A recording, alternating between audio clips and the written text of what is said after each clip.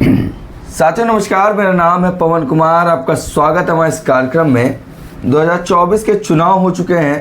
तमाम चुनावी मुद्दे थे, तमाम विषयों पे बात हुई, तमाम लोगों से बात हुई, तमाम चीज़ें जानी, तमाम नतीजे रहे और तमाम तरीके की बात रही। तमाम मैनिफेस्टो आए, तमाम लोग चुनाव लड़े, तमाम सीटों पर चुनाव ऐसा लड़ा गया कि जैसे लग रहा है एक तरफा जो जीतना था वो हार ना जाए।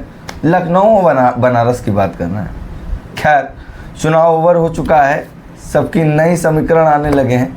वहीं पर राज्यसभा सांसद जी कांग्रेस के अब बसपा को फिर से अपनी तरफ लेने की बात करते हैं। उस विषय पे हम बात करने के लिए हमारे साथ जो शख्स हैं माननीय आरसी वाल्मीकि जी, उनसे बात करेंगे। सर, स्वागत है। धन्यवाद पत्रकार महोदय। क्या लग रहा है, कांग्रेस अभी भी हाथ बढ़ा रही है बसपा की ओर कि हमारे साथ आइए, तमाम विषयों पे बात करते हैं?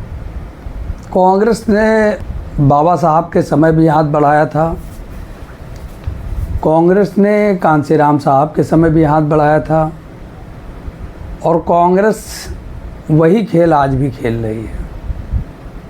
खेल रही है। चुनाव का नतीजा इतना बुरा रहा, बसपा सीट नहीं निकाल पाई, ऐसा इनका कहना है। अगर बसपा सपा कांग्रेस के साथ होती तो बेहतर चुनाव लड़ सकती थी। वो 16 सीटें, मैं ये बात इसलिए एक मिनट रुकना चाहूँगा। 16 सीटों की बात हो रही, 31 पे इतनी चर्चा हो चुकी है, ट्विटर पे भी चले जाएंगे, मतलब एक्स स्पेस पे भी चले जाएंगे, वहाँ पे भी 31 की बात चली, मगर 16 पे लगातार बात कर रहे हैं। कैसे देख रहे हैं? मैंने बात की बाबा साहब के समय की, तो बाबा साहब के समय भी जो तरीका अपनाया था कांग्रेस ने कि पहले आदमी को, एक कहावत है कि पैसा से खरीद लो, पैसे से ना बिके तो उसको डराओ, और डर पे जब आदमी ना झुके तो फिर उस आदमी को क्या करो, बदनाम कर दो। अच्छा, तो मतलब बदनाम करना। पहले सहारा, फिर इशारा और फिर किनारा। तो कहने का तात्पर्य ये है कि जो बाबा साहब के समय, जब बाबा साहब नहीं टूटे तो उनके साथी को तोड़ा गया। और उस समय भी आप देखिए कि बिहार से एक व्यक्ति को लाया गया, जगजीवन राम, तो बाबा साहब के अगेंस्ट उनको कैबिनेट मिनिस्टर कांग्रेस ने ही तो बनाया था जी। और बड़ा दुख की बात है ना कि आज कांग्रेस उस आदमी को क्या विभीषण समझ रही क्या? इतने बड़े मंत्रालय में रहने के बाद जब जगजीवन राम जी ने पूरा जीवन लगा दिया, आज कहीं आप देख रहे हैं उनका जगजीवन राम का फोटो। उसके बाद और तमाम नेता रहे, फिर रामविलास पासवान जी को लाया गया जब कांसीराम साहब का आंदोलन चल रहा था। और उनका जगजीवन रामविलास पासवान जी तो चाहे एनडीए रहा हो, भाजपा गठबंधन रहा हो, चाहे कांग्रेस गठबंधन रही हो, दोनों में कैबिनेट मिनिस्टर बनाते थे। ये किस ओर इशारा करता है? फिर उदित राज जी आए, तमाम लोगों को ला करके मीडिया, कांसीराम को तो मुझे लगता है कि 20 साल कोई फुटेज नहीं मिली, बहुत बड़े बड़े प्रोग्राम किए। लेकिन आज देखिए आप, कोई आदमी आता है और 1 साल में हाईलाइट हो जा रहा है, तो मीडिया उसको हाईलाइट क्यों कर रही है? जबकि वो उनके मुखार बिंदु में तो वो तिलक है जो कभी कांसीराम भी नहीं बोले। वो तो समानता की बात करते रहे। फिर उदित राज आज कहाँ हैं?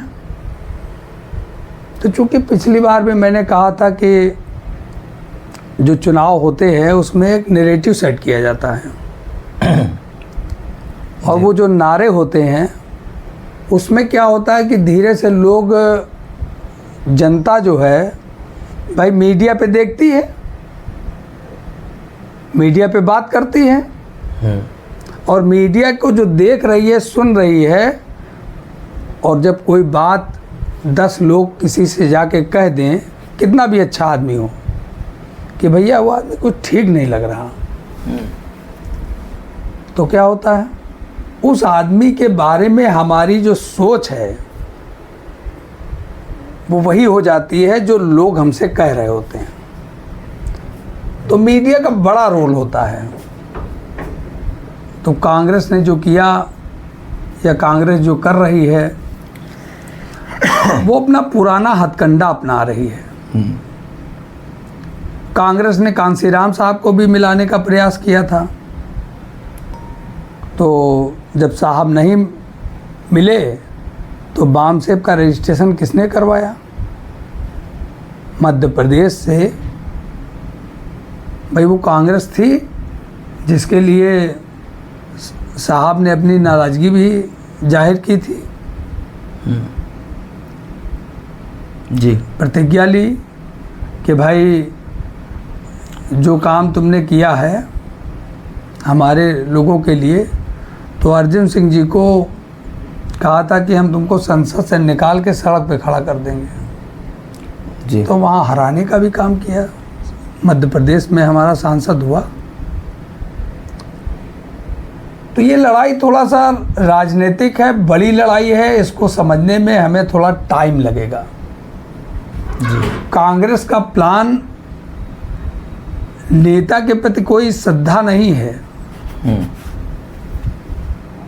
भारतीय जनता पार्टी से समर्थन लेकर भारतीय जनता पार्टी को समर्थन ना देना, अपनी सरकार चलाकर उनकी सरकार का समर्थन ना करना, एक वोट से अटल बिहारी वाजपेयी की सरकार गिरा देना।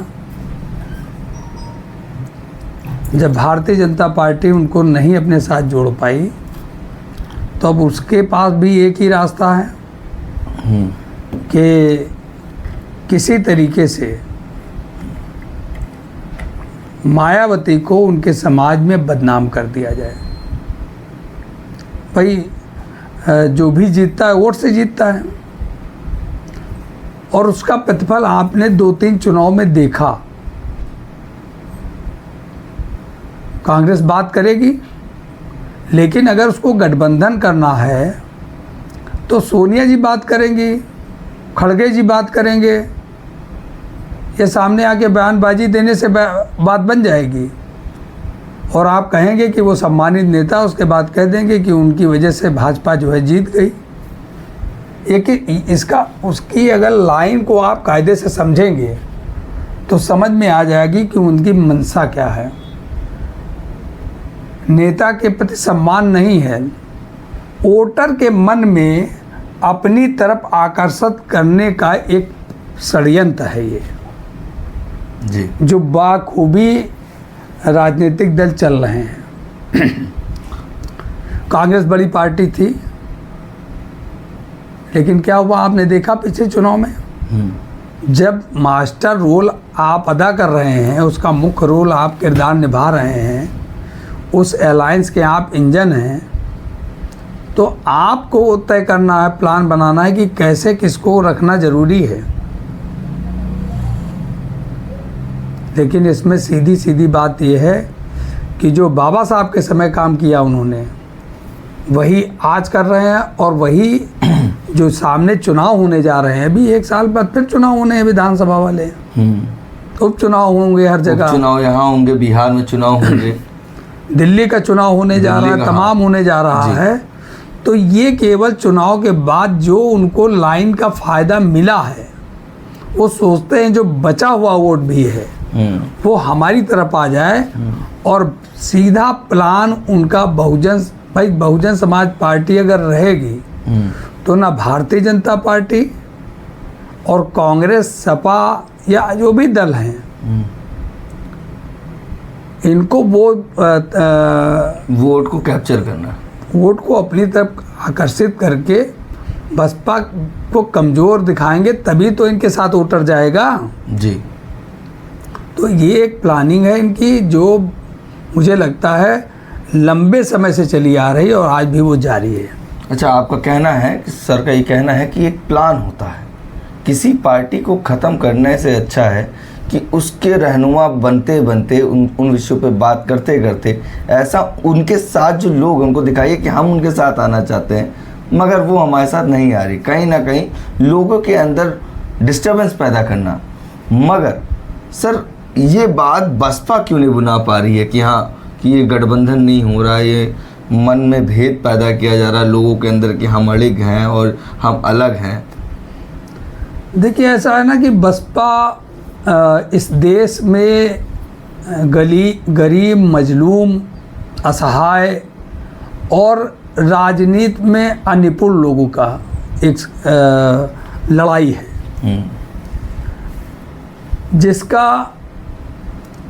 जिनके पास ना पैसा है, ना उनके पास प्रचार तंत्र है जिसको आप मीडिया कह सकते हैं, और ना सामाजिक उनके पास सरोकार है।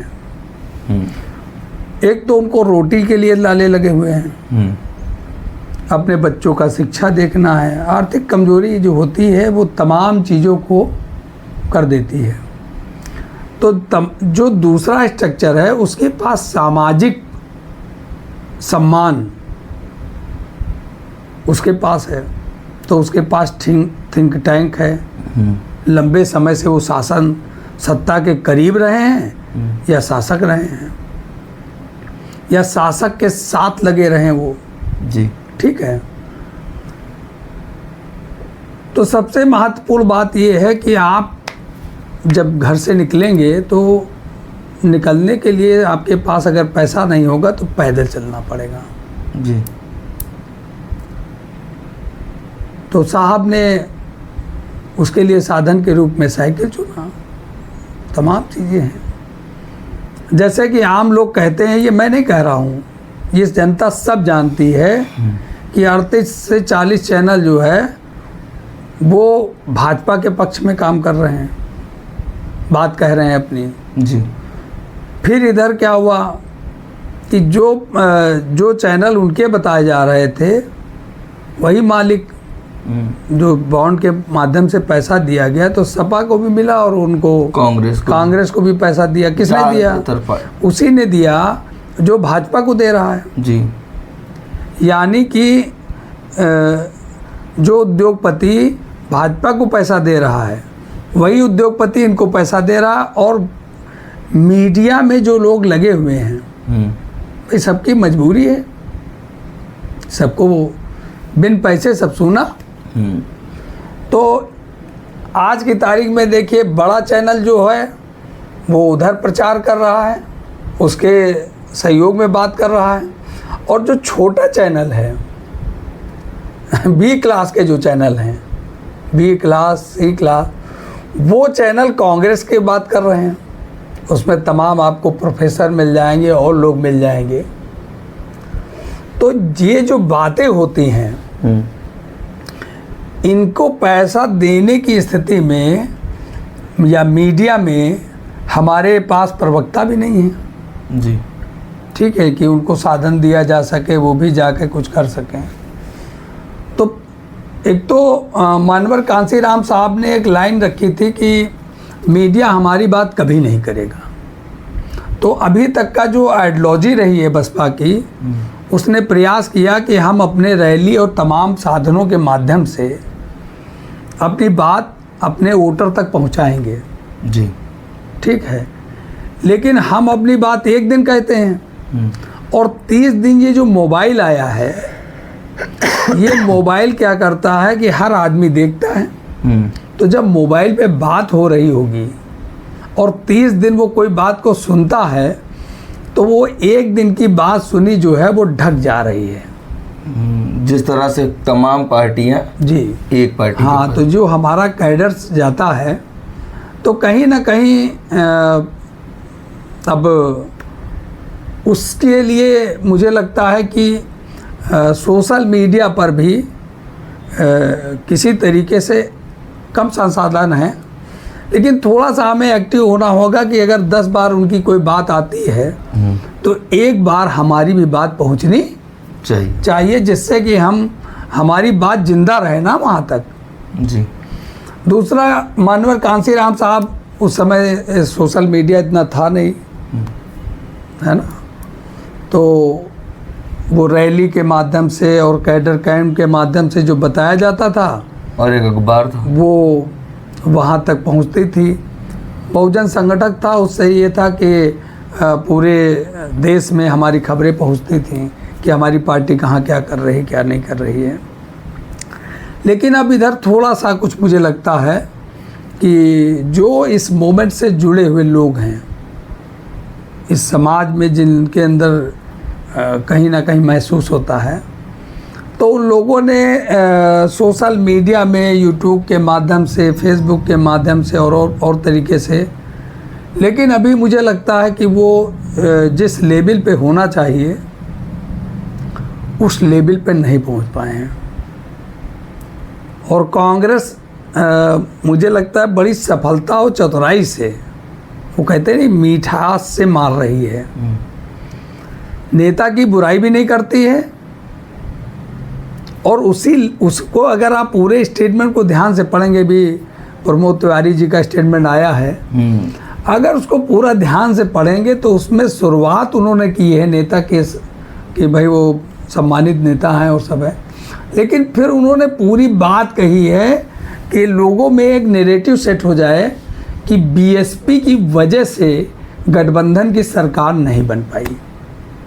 ठीक, तो यहाँ पर जो आप बात कर रहे हैं तो उसमें ये है कि उसके लिए मुझे लगता है कि हमारे जो बसपा के लोग हैं जी, उन्हें भी आपस में बैठकर इस पर एक स्ट्रेटजी बनानी चाहिए। आपस में बैठकर थोड़ा किसी कमरे में जो कोऑर्डिनेटर हैं उनको इन सब चीज़ों पर बात करनी चाहिए कि हमें इसकी काट कैसे निकालनी है। भाई अगर मान लो आप आपस में बैठेंगे, बातचीत करेंगे, तो हो सकता है कि कोई ऐसी बात निकल के सामने आ जाए जो नैरेटिव सेट हो रहा है, उसको आप रिन साबुन से, अपनी एटलॉजी से, अपनी सच्चाई से उसको धो सकते हैं। जैसे एक बात हमारी गौरव पाल जी से हो रही थी, तो एक बात हुई, कांग्रेस सरकार नहीं बना सकती, राहुल गांधी प्रधानमंत्री नहीं बन सकते, क्योंकि अगर सरकार बनती भी है तो भी राहुल गांधी प्रधानमंत्री नहीं बन सकते, क्योंकि तमाम दिग्गज नेता उनके सामने होंगे। तो ये कांग्रेस की एक नीति थी कि विपक्ष में रह के भी हीरो बने रहना। उधर सरकार में मोदी जी हैं और विपक्ष में मैं हितों की बात करूंगा, मैं तमाम विषयों पे बात करूंगा, उसके बाद आइडल कौन बनेगा? राहुल गांधी। उस तरीके से बसपा की विचारधारा के लोगों को तोड़ने के लिए तमाम विषयों पे बात करके, तमाम जब चुनाव आने लगते हैं तब उनको दरकिनार करने के लिए, उनके लोगों को तोड़ने के लिए ये डाइवर्जन चलाते हैं कि हम बसपा के साथ गठबंधन करना चाहते हैं, मगर बसपा हमारे साथ नहीं आती। मगर यही गठबंधन जब इंडिया अलायंस बन रहा था तब नीतीश जी इनके साथ थे, मगर नीतीश जी ने ही सबको कन्विंस किया था कि कांग्रेस के साथ आइए।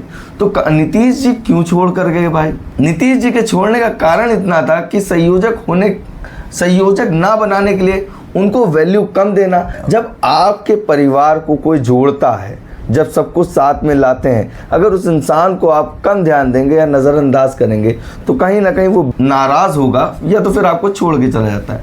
खैर, उसके बाद अब हम बात कर लेते हैं, ESP एक सीट जीती है, उसकी लगातार मीडिया चर्चा कर रही है। चंद्रशेखर आज़ाद कह रहे कि उसने एक सीट पर चुनाव लड़ा, वो बेहतर लड़ा, उसने जीता। वही तमाम राज्यों में जो समर्थन दिया, तमाम राज्यों में जिन्होंने चुनाव लड़ा, वहाँ पर वो हारती, उस पर कोई टॉक नहीं है। कहते हैं आने वाले समय में चंद्रशेखर आगे बढ़ जाएंगे। ऐसा है कि मैंने पिछले वीडियो में एक बात कही थी, जो आप बात कर रहे हैं उसको पे मैं बताता हूँ। मीडिया बहुत चतुर और चालाक है। उसको जो, जैसे मान लीजिए हमारा कोई घर है तो उसको जैसे हम चाहेंगे वैसे डेकोरेट करेंगे। हमें अपनी बात कहनी तो हम अपनी बात को सही साबित करेंगे। तो यहाँ पर बात ये है कि मुस्लिम समाज में आप देखिए, मुस्लिम समाज की कई पार्टियां चुनाव में आई गई, फिर एक पार्टी आई थी जो हमारे समय में पीस पार्टी थी, डॉक्टर अयूब। तो वो पीस पार्टी कई चुनाव लड़ी, 2 चुनाव, जी ठीक है। उसको मीडिया ने खूब हाईलाइट किया कि वो लाई गई। आज भी कॉन्फ्रेंस बड़े फिर उसके बाद क्या हुआ, आज पीस पार्टी की कोई बात करता है? नहीं। मुसलमानों के जहन से निकल गई होगी। जी। उसके बाद दूसरा चेहरा लाके खड़ा कर दिया गया। जी। इस चुनाव में क्या हुआ, ओवैसी जी की पार्टी ऐसा नहीं कि चुनाव नहीं लड़ रही थी, जी, लेकिन आपने कहीं मीडिया में उसका नाम सुना? बिल्कुल नहीं। जबकि सीटें लड़ रही थी वो।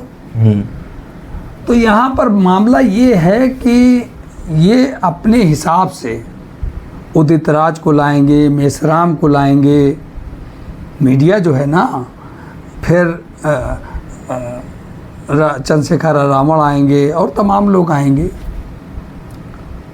मीडिया उनको दिखा रही है जिनको 2% वोट नहीं मिला है, लेकिन मीडिया उसको कह रही है ख़त्म हो गई है जिसके पास 9.5% वोट इतनी बड़ी साजिश के बाद मौजूद है। पक्ष विपक्ष दोनों विरोध में। अरे पक्ष विपक्ष छोड़िए, जो हमारे जो बाबा साहब अम्बेडकर ने कहा था कि पढ़े लिखे लोग, तो आप 60% समझ लीजिए लोग। आज आप देखिए जितने प्रोफेसर हैं और डॉक्टर हैं, इंजीनियर हैं, मिलता हूँ तो ऐसा बोलते हैं कि वो बिल्कुल उनके दिमाग में जो मीडिया ने बात बैठाई है वो 100% बैठी हुई है, और जैसे ही आप मिलेंगे तो लगेगा कि कोई चैनल खोल दिया गया हो। ठीक है। कांग्रेस एक बात कहती है, मैं आपको बताऊं, देखिए कितना चतुराई से बात कर रही है। कांग्रेस ये कहती है कि उत्तर प्रदेश में मैं 16 सीटें हार गया, गठबंधन। कौन सा गठबंधन? India alliance. अरे भाई, इंडिया अलायंस का काहे का गठबंधन यूपी में? केवल 2 ही पार्टी तो लड़ रही थी, एक समाजवादी पार्टी, एक कांग्रेस पार्टी, और ये दोनों मजबूरी में साथ में आए क्योंकि इनको मुसलमानों ने मजबूर कर दिया। अगर मुस्लिम समाज के लोगों की बैठक में ये बात ना निकल कर आती कि आपको कांग्रेस से समझौता करना है, तो मुझे लगता है कि जो अखिलेश यादव ने बयान दिया था, कब दिया था? मध्य प्रदेश चुनाव में, कि ये बहुत चालू पार्टी है, इसको वोट नहीं करना है, तो क्या उम्मीद थी कि आगे ये अलायंस होगा? लेकिन मुस्लिम समाज ने कहा कि नहीं, आपको अलायंस में रहेंगे तब हम आपको वोट मिलेगा, नहीं तो हम वोट आपको नहीं दिलवा पाएंगे। ठीक। तो यहाँ ये समझिए, मध्य प्रदेश के अंदर कांग्रेस क्यों हार गई, इसको कौन बताएगा?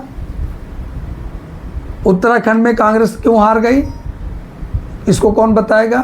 क्यों नहीं अलायंस किया वहाँ? दिल्ली की 7 सीटें आप हार गए, इसको कौन बताएगा? छत्तीसगढ़ जी, आप सभी सीटें हार गए। तो चूंकि कांग्रेस कई प्रदेशों में साफ हो गई, उसकी बात नहीं होगी, लेकिन बात यूपी की होगी। राष्ट्रीय स्तर पर 2 पार्टियां हैं,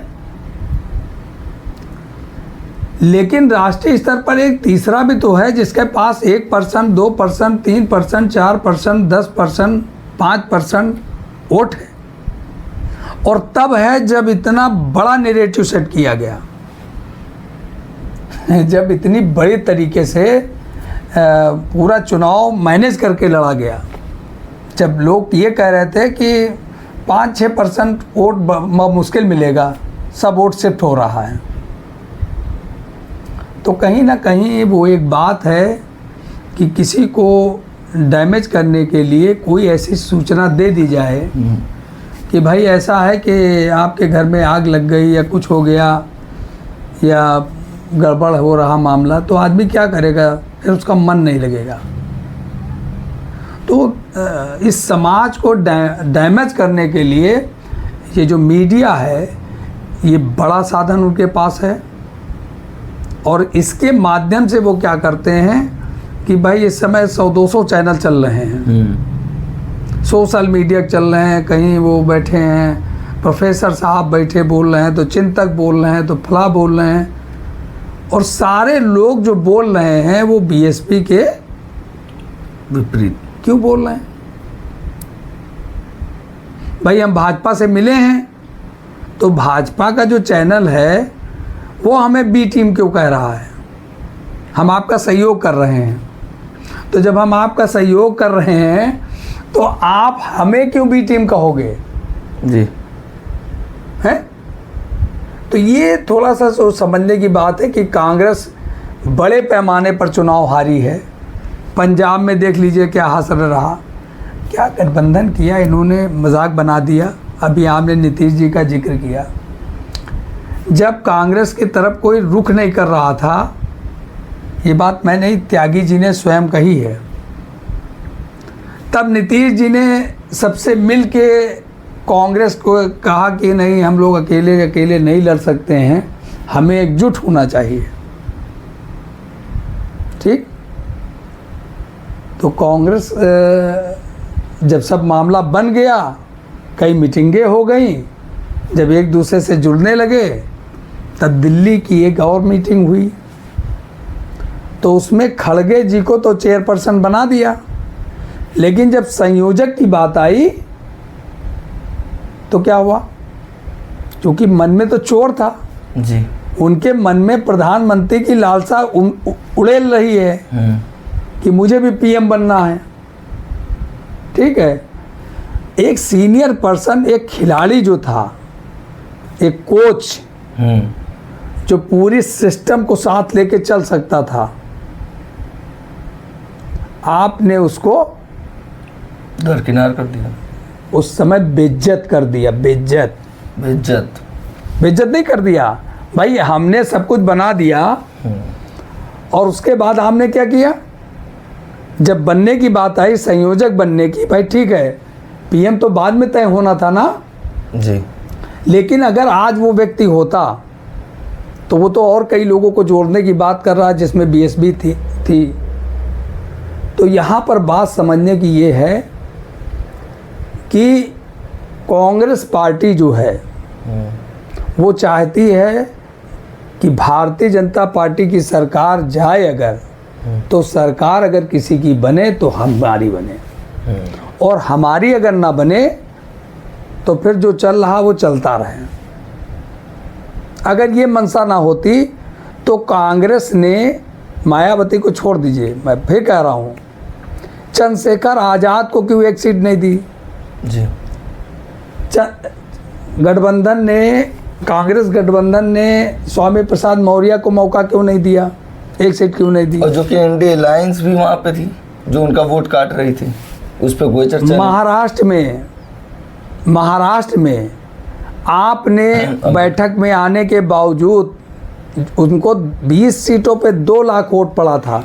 प्रकाश अंबेडकर बाबा साहब के पोते हैं, उनको 20 सीटों पे 2 लाख वोट पड़ा था, तो उन्होंने 2 सीटों की बात कही थी ना, तो उनको भी शामिल नहीं किया कांग्रेस ने। क्यों नहीं किया भाई? मायावती के ऊपर आप जो बात कह रहे हैं वो कई बातें तो आप पर लागू हो रही हैं कि आपके अंदर ये ऐसा माहौल आपको दिखाई देने लगा कि नहीं, अब तो मेरी सरकार बनने जा रही है, अब मैं प्रधानमंत्री बनने जा रहा हूँ। अहंकार इस दुनिया में किसी का रहा नहीं है। जिसके अंदर अहंकार आ गया, जिसमें मैं आ जाता है, मैं, तो वो मैं लंबे समय तक चल नहीं पाता है। और इस मैं ने ही इनको आज जो स्थिति है, मैं कहता हूँ कि बड़ी बात मैं नहीं कहता हूँ, अगर इन्होंने सबको मिला के रखा होता तो आज कम से कम 300 से 350 सीटें जरूर इनके पास होती और आज ये जो मुरझाए और लटकाए चेहरा लेके घूम रहे हैं, ये इस तरीके की नौबत नहीं आती। ये केवल इसलिए हुआ है क्योंकि इनके अंदर अहंकार की भावना। आप देखिए अभी भी बातचीत करते हैं, ऐसा बात करते हैं जैसे लगता है कि भाई ये मतलब कहीं पर आदमी को संयम रखना चाहिए जी। बात करते समय थोड़ा सा आपके अंदर वो भावना नहीं आनी चाहिए।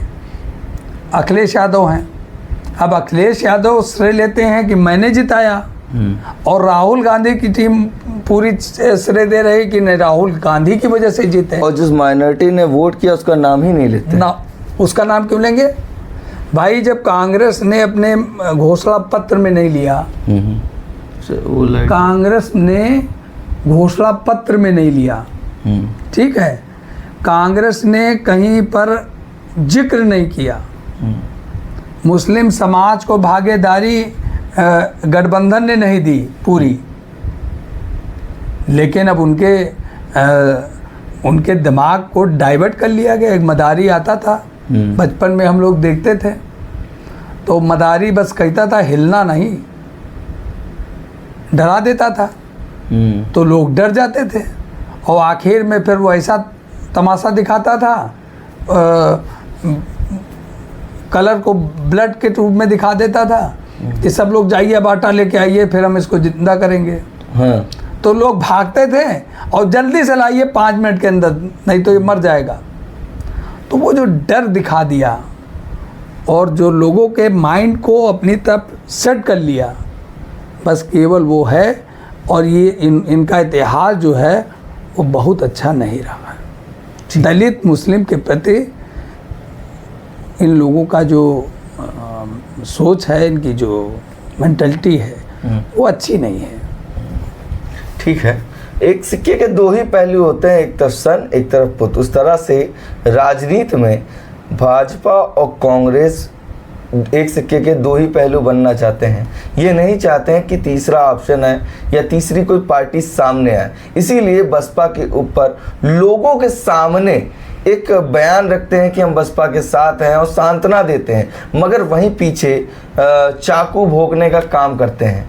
अब देखने वाली बात होती है कि किस तरह से बसपा आने वाले चुनाव में परफॉर्म करेगी। और ज़्यादा से ज़्यादा हमारे इस वीडियो को शेयर करिए, क्योंकि इस विषय पर बात करना इतना ज़रूरी था कि आप जान सके कि हमारे साथ जो लोग हैं वो हमारे अपने हैं या अपने बनने का नाटक कर रहे हैं। विरोधियों को भी पहचानना है, बहरूपियों को भी पहचानना है। बाकी बने रहे हमारे चैनल के साथ। धन्यवाद। सर, मैं एक बात और कहना चाहूँगा कि जो लोग भी हमारे बहुजन विचारधारा को आगे बढ़ाने का काम कर रहे हैं, ऐसे चैनलों को कम से कम लाइक सब्सक्राइब ज़रूर करें, और जिससे कि इनका हौसला बढ़ेगा, क्योंकि बहुत बड़ी मीडिया के सामने ये बहुत छोटे हैं।